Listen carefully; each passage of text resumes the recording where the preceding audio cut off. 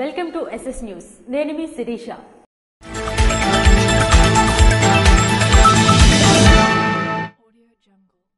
శ్రీకాకుళం జిల్లాకు చెందిన జీడిపప్పు దేశ స్థాయిలో గుర్తింపు పొందిన నేపథ్యంలో జిల్లాను అభివృద్ధి పదంలో ముందుకు నడిపించిన జిల్లా కలెక్టర్కు లయన్స్ క్లబ్ హర్షవల్లి సభ్యులు అభినందనలు తెలియజేశారు. వన్ నేషన్ వన్ ప్రొడక్ట్ విభాగంలో శ్రీకాకుళం జిల్లాకు చెందిన జీడిపప్పు దేశ స్థాయిలో గుర్తింపు పొందిన నేపథ్యంలో జిల్లాను అభివృద్ధి పదంలో ముందుకు నడిపించిన జిల్లా కలెక్టర్ స్వప్నిల్ దినకర్ కు లయన్స్ క్లబ్ హర్షవల్లి సభ్యులు అభినందనలు తెలియజేశారు. జిల్లాలో జీడిపప్పు ప్రధాన పంటగా జీవనాధారంగా జీవించే రైతులకు ప్రోత్సాహకాలు కల్పిస్తూ పంట అభివృద్ధికి చర్యలు తీసుకున్న కలెక్టర్ అందుకున్న అవార్డు పట్ల జిల్లా వాసులంతా ఆనందం వ్యక్తం చేస్తున్నారు. ఈ సందర్భాన్ని పురస్కరించుకుని హర్షవల్లి లయన్స్ క్లబ్ సభ్యులు కలెక్టర్ను గౌరవంగా కలిసి అభినందనలు తెలియజేశారు. ఈ కార్యక్రమంలో club president lion Medisetti Satyaswaroop, foundation lion Harika Prasad, walkers international coordinator Sasapu Joginaidu తదితరులు పాల్గొన్నారు. సుపరిపాలన తొలి అడుగులో భాగంగా గార మండలంలోని పలు గ్రామాల్లో ఎమ్మెల్యే గుండుశంకర్ పర్యటించారు.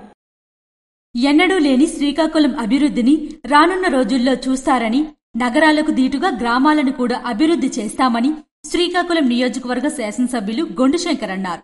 సుపరిపాలన తొలి అడుగులో భాగంగా గార మండలం వత్సవలస పంచాయతీ, శ్రీరామవాణిపేట, కుట్టువాణిపేట, పేర్లవాణిపేట, మొగలపాడు గ్రామాలలో ఇంటింటికి వెళ్లి ఇంటి వరకు కూటమి ప్రభుత్వం చేసిన అభివృద్ధిని వివరిస్తూ గ్రామాలలో చేయవలసిన పనులను పరిశీలించారు. అనంతరం గ్రామాలలో ఉండే సమస్యలను, ప్రజా సమస్యలను అడిగి ప్రభుత్వం అందజేస్తున్న సంక్షేమ పథకాలు అందరికీ అందుతున్నాయో లేదో అని తెలుసుకున్నారు.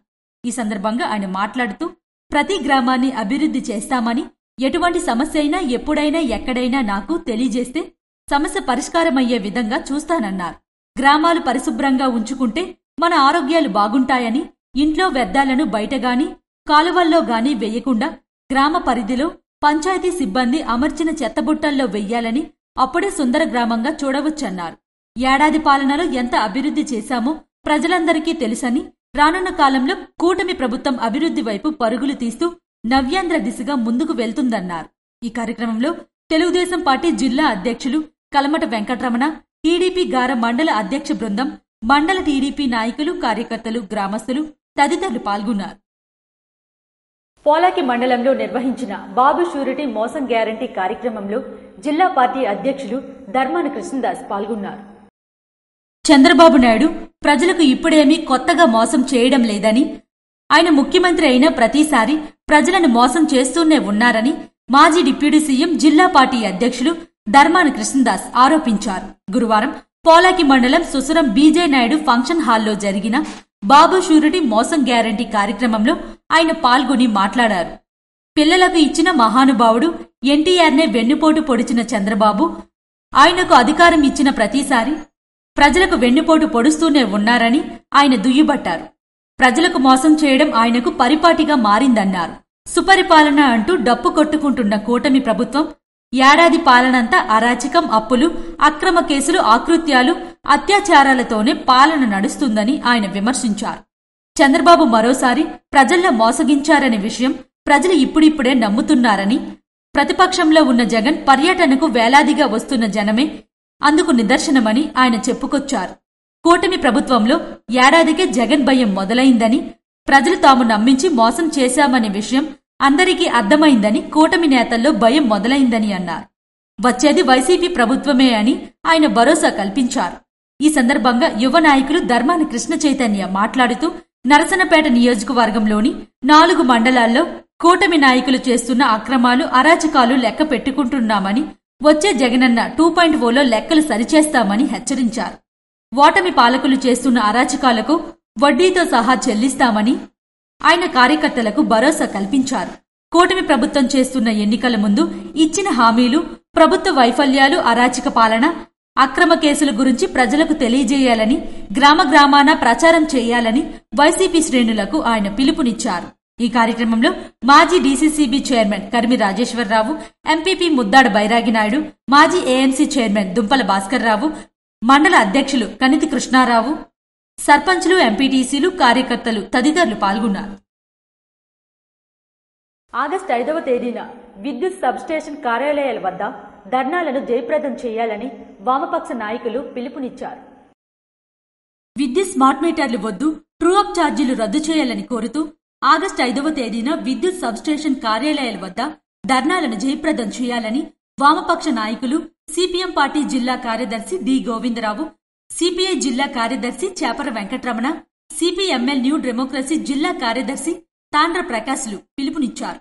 స్థానిక సుందరయ్య భవన్ సిపిఎం కార్యాలయంలో విద్యుత్ భారాలకు వ్యతిరేకంగా స్మార్ట్ మీటర్లు రద్దు చేయాలని కోరుతూ రౌండ్ టేబుల్ సమావేశం నిర్వహించారు.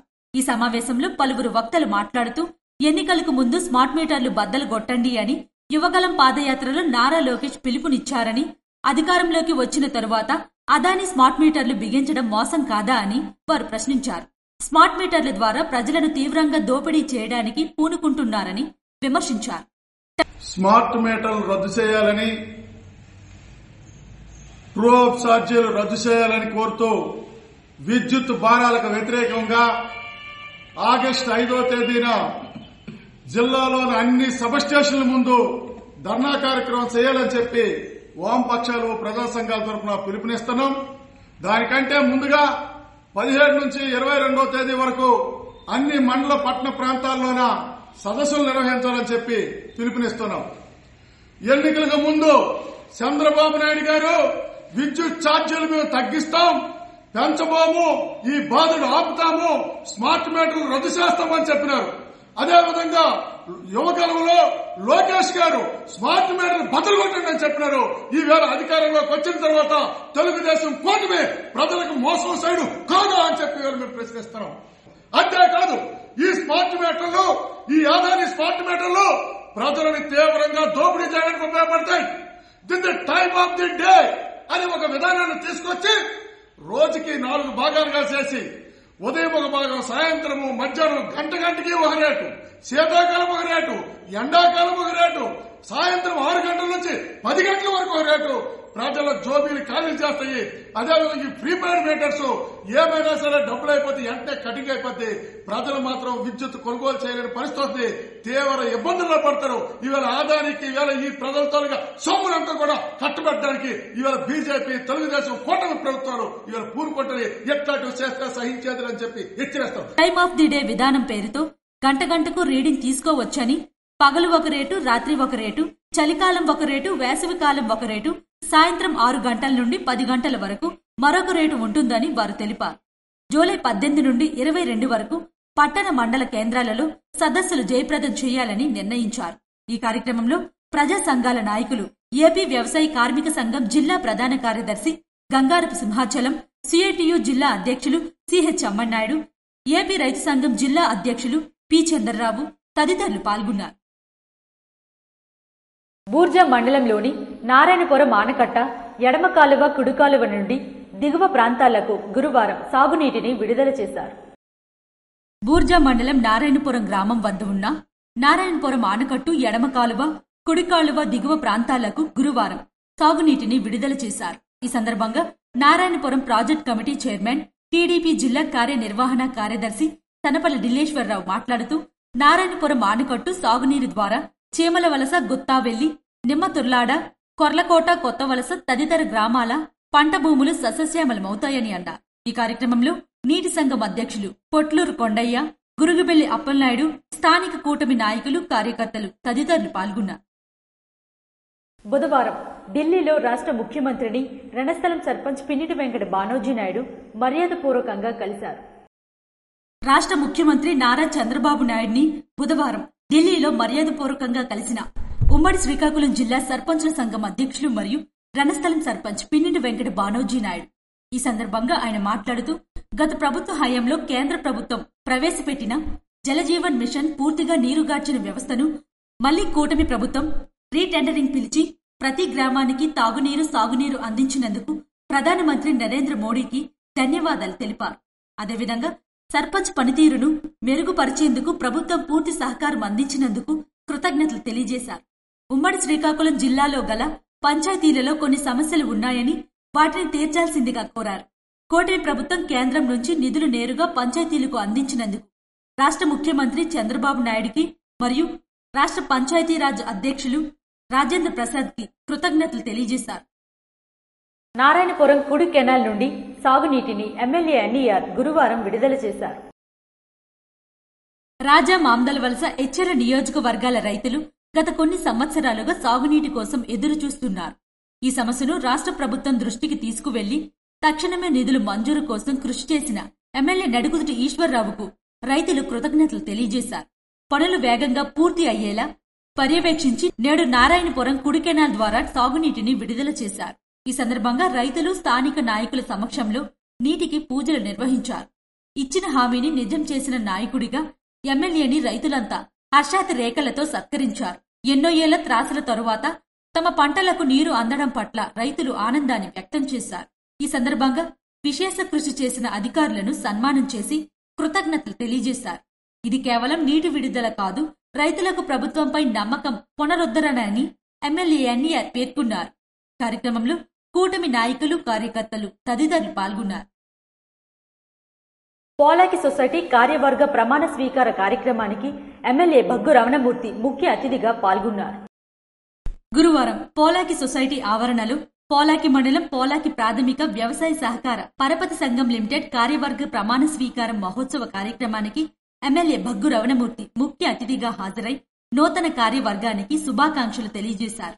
సొసైటీ చైర్మన్ గా బైరి భాస్కర్రావు, డైరెక్టర్లుగా పూజారి లచ్చన్న, తార రామకృష్ణ బాధ్యతలు స్వీకరించారు. ఈ సందర్భంగా ఎమ్మెల్యే మాట్లాడుతూ ముఖ్యమంత్రి చంద్రబాబు నాయుడు ఆంక్షల మేరకు రైతుల శ్రేయస్సు ప్రధాన లక్ష్యంగా పనిచేయాలని సూచించారు. ఈ కార్యక్రమంలో కళింగ కార్పొరేషన్ చైర్మన్ రోనంకి కృష్ణంనాయుడు, రాష్ట్ర బీసీసీఎల్ అధికార ప్రతినిధి ధర్మాన తేజ్ కుమార్, సూరపు నారాయణదాసు, తమ్మినేని భూషణ్, మెండ రాంబాబు, గొద్దు చిట్టిబాబు మరియు కూటమి నాయకులు, కార్యకర్తలు తదితరులు పాల్గొన్నారు. గంజాయి రవాణా చేస్తున్న ఇద్దరు వ్యక్తులను సోంపేట ఎక్సైజ్ పోలీసులు చాకచక్యంగా పట్టుకున్నారు. ఎక్సైజ్ అసిస్టెంట్ కమిషనర్ మరియు ఎక్సైజ్ సూపరింటెండెంట్ శ్రీకాకుళం వారి ఆదేశాల మేరకు అసిస్టెంట్ ఎక్సైజ్ సూపరింటెండెంట్ మురళీధర్ ఆధ్వర్యంలో సోంపేట ఎక్సైజ్ సిఐ మొబైల్ టీంతో సంయుక్తంగా ఇచ్చాపురం రైల్వే స్టేషన్లో చుట్టుపక్కల తనిఖీలు నిర్వహిస్తుండగా ఇద్దరు వ్యక్తులు అనుమానాస్పదంగా తిరగడంతో వారిని గమనించి వారిని ఆపి వారికి సంబంధించిన లగేజీను తనిఖీ చేయగా 22.566 కేజీల గంజాయిని స్వాధీనం చేసుకున్నారు. వారిద్దరూ ఒడిశా రాష్ట్రం మెహనాబ్లాకి చెందిన తులుషా నాయక్ మరియు సామ్సన్ బీరోగా గుర్తించి కేసు నమోదు చేసి గంజాయి మరియు వారి వద్ద ఉన్న మొబైల్ ఫోన్లను సీజ్ చేసి ఇరువురిని అరెస్టు చేశారు. వీరిని ఒడిశా రాష్ట్రం జితున్ అనే వ్యక్తి వీరి ద్వారా ఒడిశా నుంచి ముంబైకి ట్రైన్ ద్వారా చేరుటకు బాడుగకి మాట్లాడుతున్నట్లు ఇంటరాగేషన్లో తెలియజేశారు. పట్టుబడిన గంజాయి విలువ సుమారు ₹1,00,000 వరకు ఉంటుందని ముగ్గురు మీద కేసు నమోదు చేసి పట్టుబడిన ఇద్దరిని కోర్టులో హాజరుపరిచారు. కంచిలి మండలం జాడుపూడిలో కూటమి శ్రేణుల ఆధ్వర్యంలో సుపరిపాలనలో తొలి అడుగు కార్యక్రమాన్ని నిర్వహించారు. కంచిలి మండలం జాడుపూడిలో కూటమి శ్రేణుల ఆధ్వర్యంలో సుపరిపాలన తొలి అడుగు కార్యక్రమాన్ని నిర్వహించారు. ఈ కార్యక్రమంలో ప్రభుత్వ విప్ ఇచ్చాపురం ఎమ్మెల్యే వెందాల మషోద్ పాల్గొని కూటమి ప్రభుత్వం ఏడాది పాలనలో సాధించిన అభివృద్ధిని వివరించారు. ఇచ్చిన ప్రతి హామీని నెరవేర్చుకుంటూ అభివృద్ధిలో కూటమి ప్రభుత్వం దూసుకుపోతుందని ఎమ్మెల్యే అశోక్ అన్నారు. అర్హులందరికీ పథకాలు అందిస్తూ పాలన సాగిస్తుందని అన్నారు. రాబోయే రోజుల్లో మరిన్ని అభివృద్ధి కార్యక్రమాలు, పథకాలతో ప్రజారంజక పాలన అందిస్తుందని పేర్కొన్నారు. ఈ కార్యక్రమంలో మండల అధ్యక్షులు మాదీన రామారావు, పైల రామారావు, మాజీ మండల అధ్యక్షులు బంగారు కోరయ్య, మండల పిఏసిఎస్ చైర్మన్ పైల పురుషోత్తం మరియు కూటమి నాయకులు, కార్యకర్తలు, గ్రామస్తులు పాల్గొన్నారు. ఇవి ఈనాటి వార్తలు. మరిన్ని వార్తలతో మళ్ళీ కలుద్దాం. చూస్తూనే ఉండండి SS న్యూస్.